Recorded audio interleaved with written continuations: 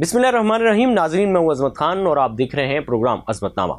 नाज़रीन, आज के इस व्लॉग में हम गुफ्तगू करेंगे। एक तरफ आपने कुछ उलमा इकराम की ये गुफ्तगू सुनी होगी जिसमें मौलाना अब्दुल रहीम भी हैं और मुफ्ती तारिक मसूद भी हैं, जो 20-21 साल बाद ये रोना रो रहे हैं कि लाल मस्जिद में कुछ भी नहीं हुआ था और बच्चियां शहीद नहीं हुई थीं। उनका ये बयान माज बलंडर है या उनकी इसके पीछे कोई छुपी हुई कहानी है। उन्होंने बहुत सख्त इल्ज़ामात आयद किए हैं लाल मस्जिद की इंतज़ामिया के हवाले से कि उनका ताल्लुक़ खवारिज से है और खवारिज से बढ़ करके कोई बड़ा फितना है। उन्होंने बहुत बड़े बड़े ये इल्ज़ामात तो धर दिए हैं, लेकिन उन्होंने इसका सबूत भी कोई सामने नहीं रखा है। और दूसरी तरफ वो सबूत मांग रहे हैं कि लाल मस्जिद की इंतज़ामिया उन्हें सबूत फराम करे कि 20 साल कबल वहाँ पे कौन सी बच्चियाँ शहीद हुई थीं। तो ये अज़र मिन शम्स है कि बहुत बड़ी तादाद लाल मस्जिद के अंदर उन बच्चियों की थी जो ज़लज़ला के अंदर बालाकोट से बच गई थीं और वो फिर मुख्तलिफ़ जगहों पर जहाँ गईं और वहाँ पे बहुत बड़े लाल मस्जिद का जो मदरसा था जामिया हफ्सा, उसमें भी आ गई थीं।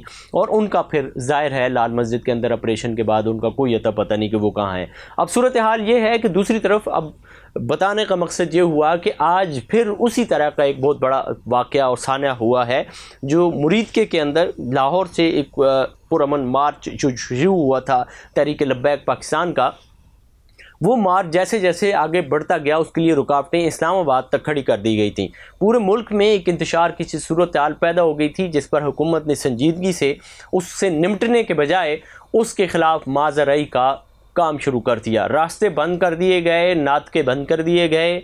और फिर उसके बाद ये हुआ कि आज रात को जहाँ एक तरफ वही सीन था कि लाल मस्जिद में एक तरफ मुज़ाकरात हो रहे थे, उलमा सर जोड़कर हुकूमत के साथ बैठे हुए थे कि किस तरह से इस सारे मामले से निपटा जाए। बैन ही यहाँ पर भी उसी तरह हुआ, उलमा आपस में बैठे हुए थे, हुकूमती लोग भी बैठे हुए थे कि इस वाक़े से किस तरह से निपटा जाए और इन लोगों को किस तरह से रोका जाए। मुज़ाकरात चल रहे थे कि इस दौरान नामालूम लोगों ने ये हुक्म दिया। किसने हुक्म दिया? सरकार ने हुक्म दिया, गवर्नमेंट ऑफ पंजाब ने दिया। लेकिन हैरत की बात यह है कि इस्लामाबाद पुलिस और इस्लामाबाद के आईजी ये हुक्म और ये बात करते हुए दिखाई दे रहे हैं कि आपने बहुत अच्छा ऑपरेशन किया है।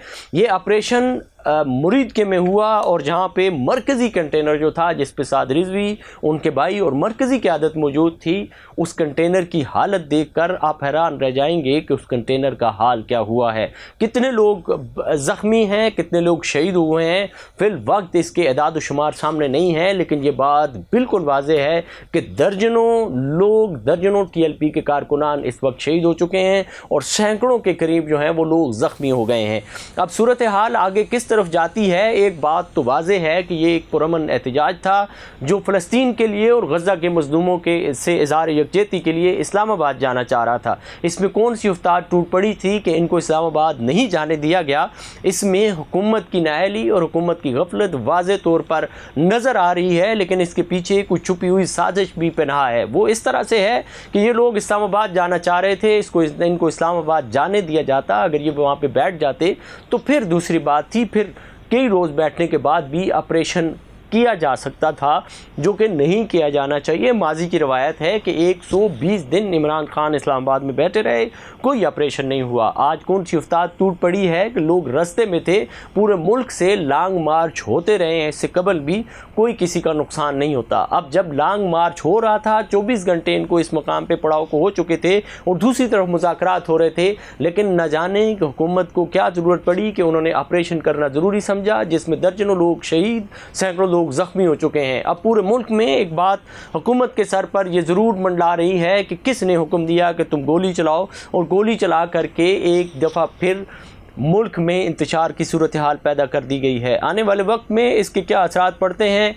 मजहबी तंजीमें क्या कर रही हैं। एक वक्त अब सूरत हाल ये है कि मुल्क की सबसे बड़ी मजहबी तंजीम JUI, उसके रहनुमा मौलाना फजल रहमान ने इसमें शुरू से ही किरदार अदा करने की कोशिशें की हैं, उनके बयानात भी ऑन रिकॉर्ड हैं। इसके अलावा पाकिस्तान की कोई भी बड़ी ऐसी शख्सियत नहीं है نہ ان کے ہم مسلک اہل سنت بریلوی مسلک سے، نہ ہی کسی دوسرے مسلک سے کہ انہوں نے کوئی مذمتی بیانات دیے ہوں، جس کا خمیازہ یہ نکلا کہ آج صاحب مفتی اعظم پاکستان مفتی منیب الرحمان کے مدرسے میں جیسے ہی وہ داخل ہوئے، آگے ان کے طلبہ احتجاج کر رہے تھے۔ وہ احتجاج ایک طرف تو ٹی ایل پی کے لوگوں کے حق میں کر رہے تھے، اور دوسری طرف وہ احتجاج مفتی منیب الرحمان کے خلاف بھی کر رہے تھے کہ آپ نے ابھی تک زبان بندی کیوں کی ہوئی ہے اور آپ اس پر کیوں نہیں بولے۔ ابھی کچھ دیر قبل مجھے کچھ علماء کے فون آئے اور وہ آوازیں یقیناً ایسی آوازیں تھیں جو رونے کی آوازیں تھیں۔ وہ علماء رو رہے تھے اور کہہ رہے تھے کہ ان کے بس میں کچھ نہیں ہے، انہیں منع کیا گیا ہے کہ آپ نے کسی قسم کی کوئی بات نہیں کرنی، لیکن اس کے باوجود بھی